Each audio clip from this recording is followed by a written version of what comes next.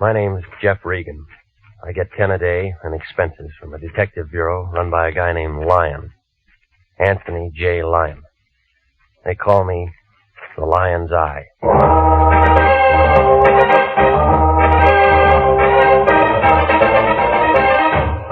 With Jack Webb as Jeff Regan investigator, stand by for hard-boiled action, mystery, and thrilling adventure in tonight's story of The Man in the Door.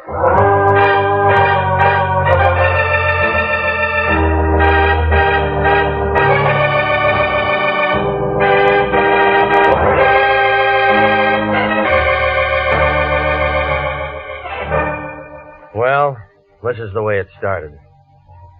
The Lion called about 4 o'clock that afternoon. Said he wanted to see me down at the office. I argued a while and finally told him I'd be there.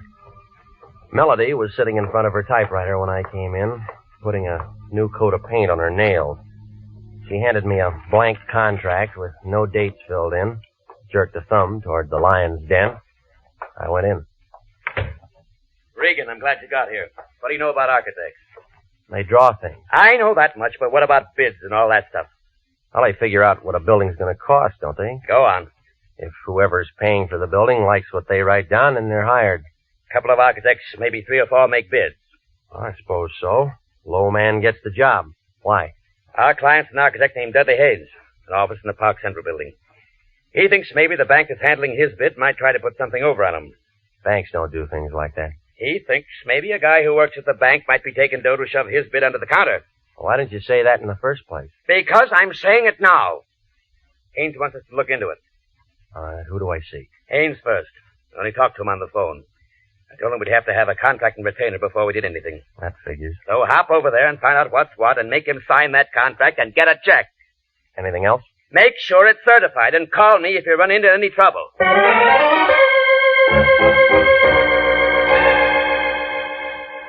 Dudley Haynes, architect, Park Central building, had an office on the 9th floor. When I went in, a girl with hair that figured to be blonde right down to the roots pulled off her glasses and put out her cigarette. And she kind of eased out of her chair behind that desk, moved toward me, like a panther looking for a meal. My, you're tall, aren't you? Well, there's nothing I can do about that. Mr. Lyon said he was sending us one of his best men. He always says that. I think he meant it this time. He's an awful liar, lady. Dorothy. Dorothy Nolan. Fits? The name or the dress? Both. What's yours? Jeff Regan. Oh. Well, now we know each other. That's nice. I came to see Haynes. He wants me to look into something for him. I know. He's expecting me. I know. Well? I hope you have to look into a lot of things. For Haynes? No. This is his office, isn't it? Mm-hmm. But he spends most of his time in 902 into the hall. Makes his blueprints up there. I'll take you. You are tall.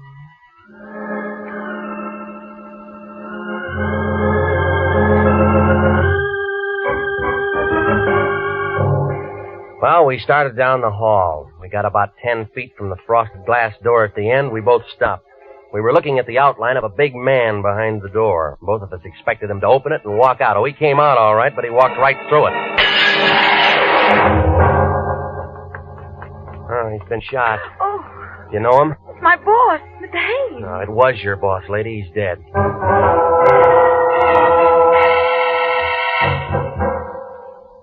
Lieutenant Salvatore Vendetti, Central Homicide Detail, showed up about 8 minutes after I called.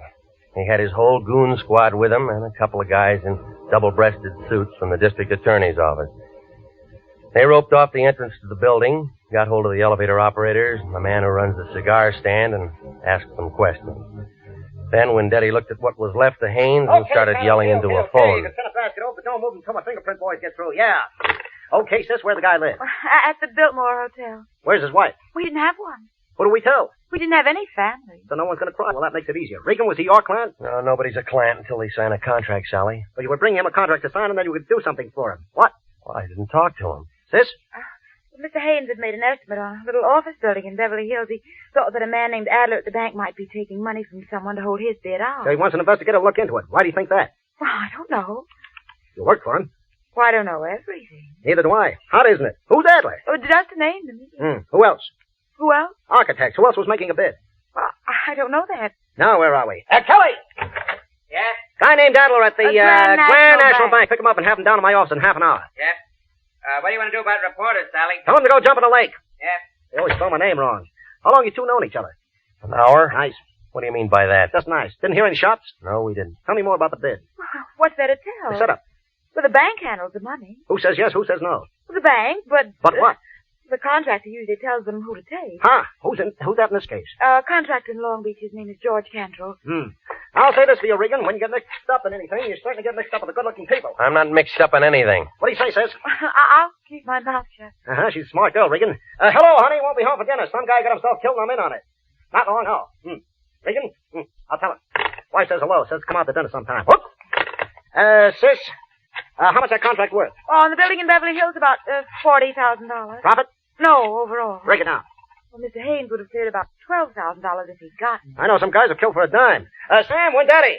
I'm still at the Park Central building. Get out to Long Beach and talk to a contractor named George Cantrell. And find out what architects were making bids on some stuff he was going to put up in Beverly Hills. Yeah, get the name. Okay, that about does it. Let's go. Miss Nolan? What? I have to take you down. Jeff, can you do that? Well, you're a material witness. Well, what are you? He's a bystander with a built-in lawyer. Well, I do, Jeff. Go with him. Why do you want to spend the night in jail? I just worked for Mr. Haynes. No phone calls. This is a murder case. Well, get me a lawyer or something, Jeff. You know a lawyer? No. Wait, yes, I do. His name's Dave Henderson. He lives at 1648 Claremont Place. Will you probably tell him I'm in trouble? Yeah. Check, Sally? She didn't make a phone call. I like her, too. Well, look, he may not be able to do anything for you tonight. It's almost 6. But you'll see him as soon as possible. Yeah? Tell him I'm scared, Jeff. Scared stiff.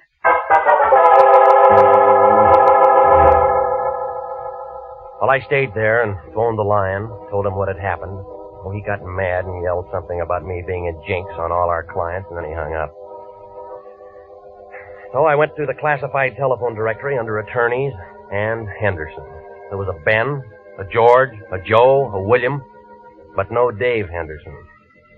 So I drove out to the address that she'd given me. It was a blue apartment house 4 blocks west of Vermont over by the Coliseum.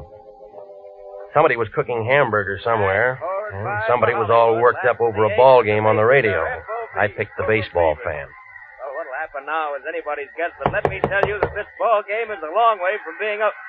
Hey, what'd I tell you? It's outside the ballpark, and they're coming in like homing pigeons. Bases are loaded, and they're all coming in. Oh, it's going to be 8-5. Come on, the ball game's not that good. What's so important, Pilgrim? I'm with the ball game. I'm looking for a man named Dave Henderson, a lawyer. So what? Somebody told me he lives in this apartment house. Who told you that? A lady. Ha! Does he live here? You try looking at the mailbox? No name. You cop? Private type. Ha! Does he live here? Sure he lives here. Well, where? End of the hall, 106. Thanks. So he's a lawyer, is he? With his kind of friends? Ha! What does that mean? You're young, ain't you, Curly? I got a driver's license. Let me tell you something. Don't go knocking on no doors and hear a ball game. Remember that. Yeah, I'll remember And that. you can tell him Tessie Bogart to start to that one. And the score is 8-5 coming into the first half of the ninth, and this has been some ball game, let me tell you. 106. Here we are. Come on in, it's unlocked. Your name Dave Henderson? Yeah, who wants to know? My name's Regan. I'm a private investigator with the International Detective Bureau. Wrong steer gumshoe, I don't need one. Look, I'm not looking for work. I'm looking for you. What'd you say it was? Regan? That's right. R-E-G-A-N. Regan. Regan. Learned that just an hour ago. Cute, huh? I met a friend of yours today. Dave Henderson never had a friend. She said she was a friend of yours. But I didn't say I was a friend of hers. Hey, who are we talking about anyway? Dorothy Nolan. How is Dorothy? Not so good. Thought you were a detective. I am. You sound like a doctor. Look, you sound like a guy with a chip on his shoulder. Sound like a lot of things. You're trying to be tough, Pete. No wonder you aren't in the telephone directory.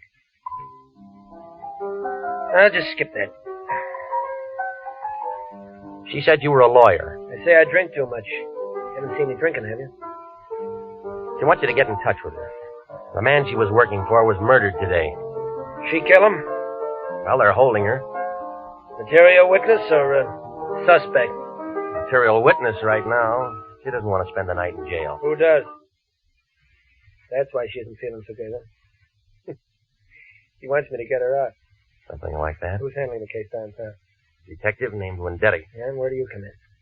Well, they didn't give her that one phone call. Yeah. You're sensitive. What if I said no? Now, that's your business. You know why she asked you to see me? Because I'm a guy she knows. And every guy who knows little Dorothy does a little something for her. Ever met him like that, Regan? Sometimes. I'm just checking. Checking what? She's pretty good with the works. Eyes just right for the job. Hair just right. Everything just right. She can make you do a lot of things you don't want to do. Wait till you see her in a bathing suit. Ooh, that's something, brother. Well, they aren't wearing them in the county jail. Okay, I'll phone Wendetti and find out what her bond is. Look, this is a murder case. There's no bond on this. You know that. It all depends how you handle it. I'll think of something. Yeah, I'll bet you will. We don't like each other much, do we? Nope. That's the way it goes. Listen, she said to tell you she was scared. Well, some of us are scared part of the time. And somebody gets shot. And everybody gets scared. You scared? Nope. Iron Man Regan. Have a good time.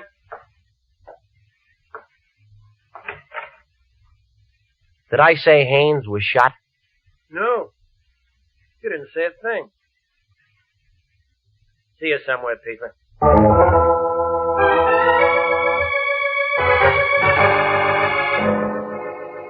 Well, I stopped by Musso Frank's and had the special, and then I went on home. I tried to make a couple of calls, but Wendetti was out, and the desk sergeant thought I was a reporter, and he wouldn't tell me a thing about Dorothy Nolan. While I was sitting there, the phone began jumping around on the hook. Regan? Yeah. This is me. Where you been? I called your place 20 times, but I've called it once. Well, I've been busy seeing a lawyer. What do you need a lawyer for? You aren't married. Somebody else needs one. Who? Dorothy Nolan, that blonde who worked up in Haynes' office. Wendetti's holding her. Good. I want you to go down and see her. What for? We can still make something on this thing if we play it smart.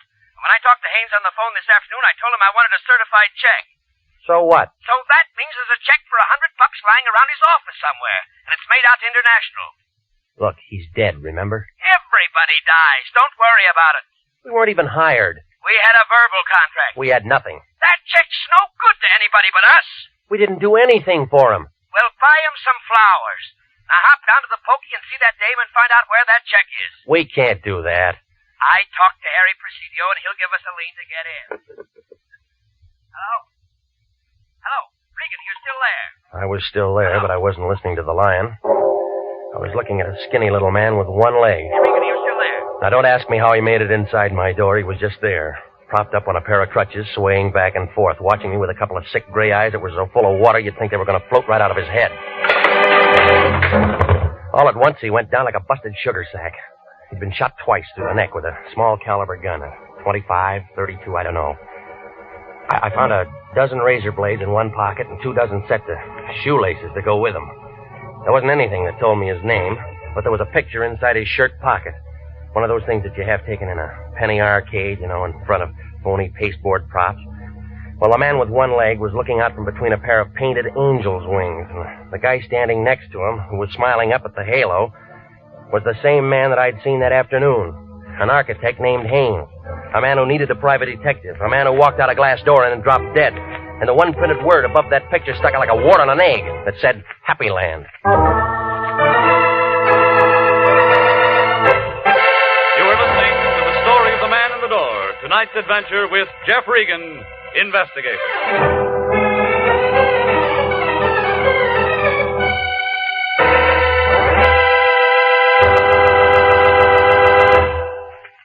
Here is a special and important message to every businessman listening.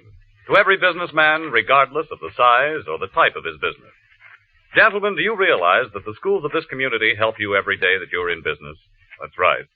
For one thing, our schools teach the boys and girls of this community to cherish the human rights, the free enterprise on which our country and your business are founded. With each new generation graduated from our schools, the Army defending our way of life, and your business grows stronger. What's more, good teachers and well-equipped schools do a better job of developing our children's talents. The result? School graduates who become more skilled and more efficient employees. So remember, any time and taxes that you contribute to improving local schools are an investment in your own business future. Education is good business. Education can maintain our freedom. And freedom is everybody's job.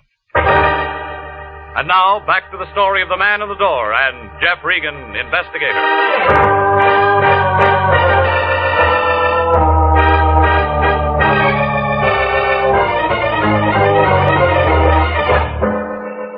Well, I left the little man with the one leg lying there.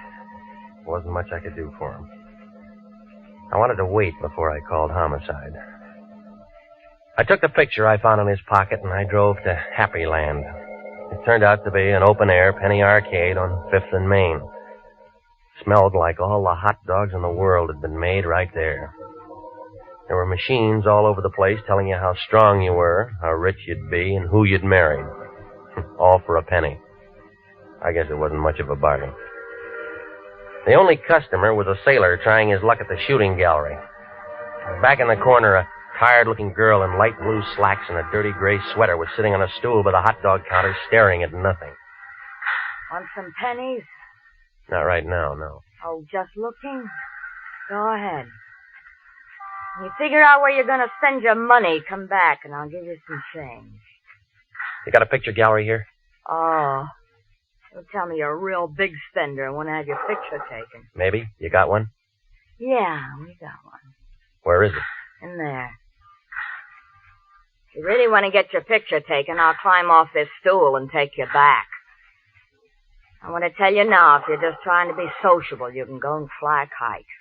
You run the picture concession? I run the picture place and the hot dog place, and I sweep out in the morning. Oh, I wish I had better brains than to marry that slob and get myself stuck in a cheap dump like this. All right. You remember taking this picture?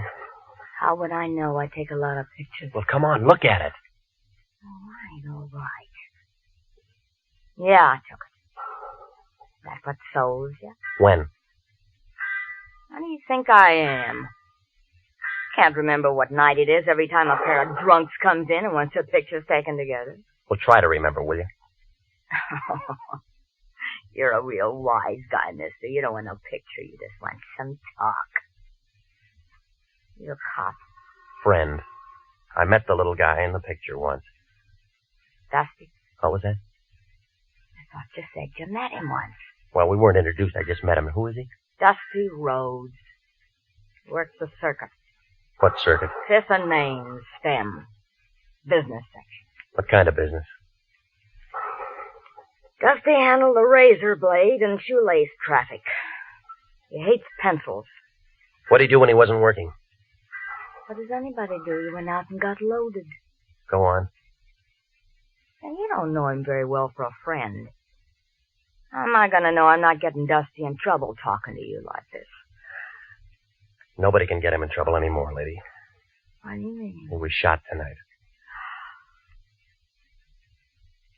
Oh, no.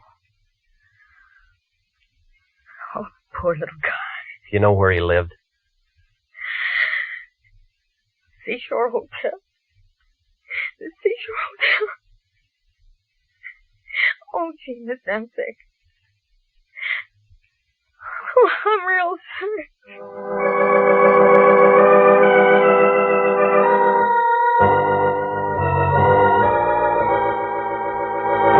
Brother, the seashore caters to many types of people, good and bad, just out of the pokey. 2 bits a night for transients, $1.50 a week for solid citizens. And sign and register, it's a law. I'm not looking for a room. Then you're wasting my time, brother. My beer's getting warm. Look, I'm a private investigator. My name's Regan. I liked you before you said them 2 words, brother, but you have soured me. Private investigator means private eye, and it all means cop. And you are not welcome. Now blow. I'm trying to find out something about a man named Dusty Rhodes. We do not ask questions and we do not give answers. Now blow. I was told he lived here. You find me tongueless, brother. Now blow. Did you know him? During the last 5 years, I have acquired 85 pounds and a very bad heart, or I'd have you in the alley right now. Oh, yeah, sure you would. Here. Abraham Lincoln was a very fine man, and he took a very fine picture. I seem to have found my tongue, brother. Will it be? The key to his room for a starter, huh? Disallowable and punishable by fine and imprisonment. Into the hall, turn the Benfesto to the right. Thanks. Well, I don't know what I expected to find there. Outside of more razor blades and more shoelaces was a little room full of dirty white curtains and a wire bed that sagged in the middle. I was standing there watching a neon sign advertise beer a block down the street when I thought I heard somebody behind me. Whoever it was had been drinking bad whiskey, but he was still pretty good. It landed a quarter of an inch above my right ear, and I piled up in a lamp, a chair, and a pitcher full of water. 5 berries gets you a look, brother, but doesn't get you a room. Besides, it's already taken and the bed's over there. Now, come on. You didn't go to sleep, brother. You was knocked asleep. I apologize. What are games? Who came in after me? You're the only one. You sure? My name's Sam Preacher. Brother, I'm very sure. Well, maybe he was waiting for me, huh? I don't generally ask him, but the question is this. Why? Oh, I don't know. Unless... What's the matter? Something missing? Just a picture. You can get lots of pictures. You didn't see anybody? That makes the 3rd time, brother, and the answer's still negative. Okay. Then let's blow, buddy, huh?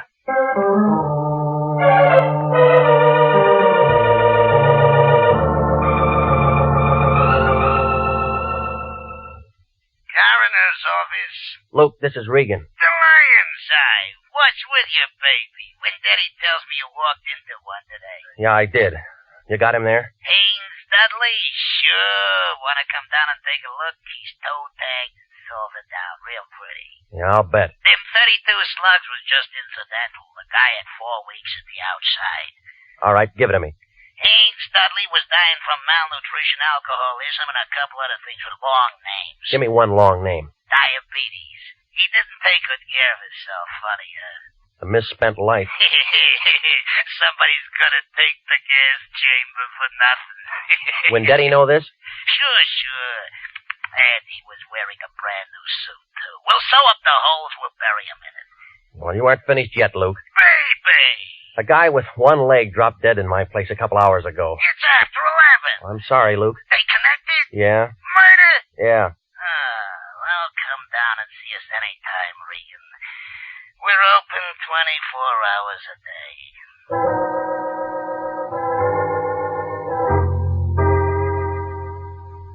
Well, at the homicide office, they told me she'd been released about 10 o'clock. They said a lawyer named Henderson had put up the bail and handled the whole thing. They gave me an address on her when I went out there. It was a bungalow court on Normandy, and it took her a long time to answer the door. Oh, you. Yeah, tell me how tall I am. I'd love to, but not right now. They told me you'd been out since 10 o'clock. Maybe I should have come sooner. Dale gives me the willies. I'm about to take a shower. I was kind of hoping we could have a drink. I did better than I thought with you. I got a hold of a lawyer for you, didn't I? Yes? Well, doesn't that rake me an invitation to have a drink? I said later. I'm really tired. I said no. Wait a minute. Well, if you're that thirsty, all right. That's better. Isn't every day my boss gets killed and I meet a private detective? I need a drink. I was slugged tonight. Throat? Yeah, right here, see? Oh, it looks nasty. Why didn't anyone do that to you? Wanted a picture I had? Whistler's mother? Just a picture of a couple of drunks who are dead now. Maybe whoever did it was a relative. Guess again. I don't like games. But you play 'em all the time. Don't we all? I know a psychiatrist who says we can't help ourselves. You can. I liked you when you walked into the office this afternoon, but I'm not so sure I like you now. Maybe you better go. Expecting somebody, huh? What are you doing? You let go of me. Let go Oh, of no, me. baby. You got real nice eyes. I want to look at them. Let go. He's crazy. You. Hello, Dave. We didn't hear you knock. Did Did you bring your piano? What's the idea? He gave me. Why don't you tell him to go away, baby? Anybody can tell we're busy. Let it go, Regan. You want to break us up? Can't you see he's just trying to make you jealous and say things? Come here, honey. No, you don't have to do that. I said let her go. That the same 32 you killed a one-legged man with? Over, Gumshoe. Don't be a fool. Stay where we are, baby. You're first. Listen to me, baby. I listened to you too long. He's only guessing. He doesn't have any proof of anything. You can cry if you want to, baby. This is gonna hurt. She spun around and fell into a coffee table and then lay very quiet on the rug. Her eyes were open and she didn't say anything. She just lay there looking up at him. I couldn't tell where she'd been hit. He seemed to forget all about me because he walked over to her, knelt down beside her, put the gun right up against her head. This is awful close range, baby, but I can't afford to miss. Neither could I.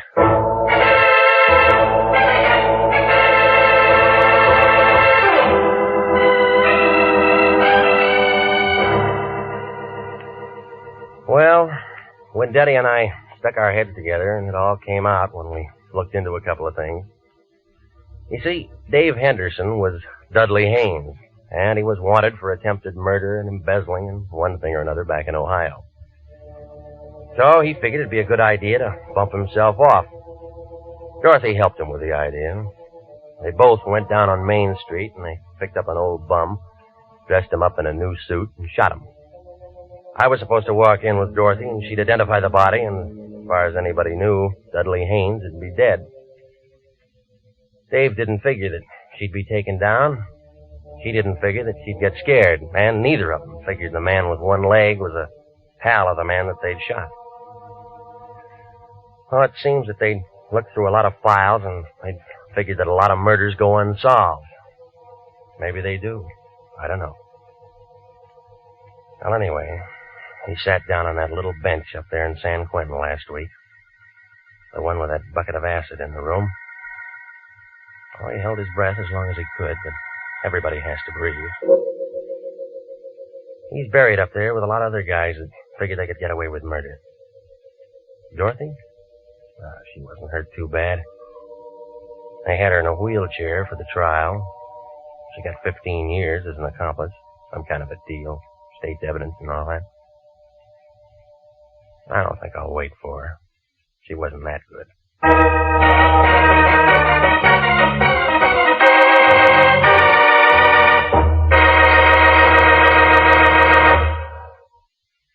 Jack Webb is featured as Jeff Regan, with Wilms Herbert as Anthony J. Lyon. It's CBS at 9:30 next week for more hard-boiled action and mystery with Jeff Regan, Investigator. Written by E. Jack Newman and produced by Sterling Tracy. Dorothy Nolan was played by Betty Lou Gerson, and David Ellis was Dave Henderson. Lorene Tuttle, William Conrad, and Lou Krugman supported.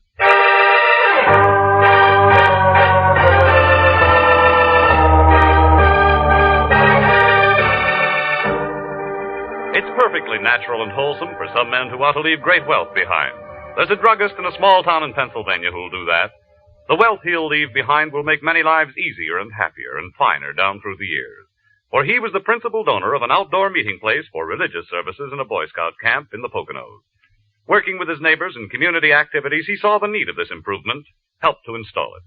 That's the kind of wealth that you can bequeath to generations coming on as you enjoy the freedom of working with your neighbors for the betterment of your community. Freedom that can be anybody's pleasure is everybody's job. Music for this program is arranged by Dick Arant. Next week at 9:30, Jeff Regan, Investigator, brings you another thrill-packed half hour with his story of the House by the Sea. Bob Stevenson speaking. This is CBS, the Columbia Broadcasting System.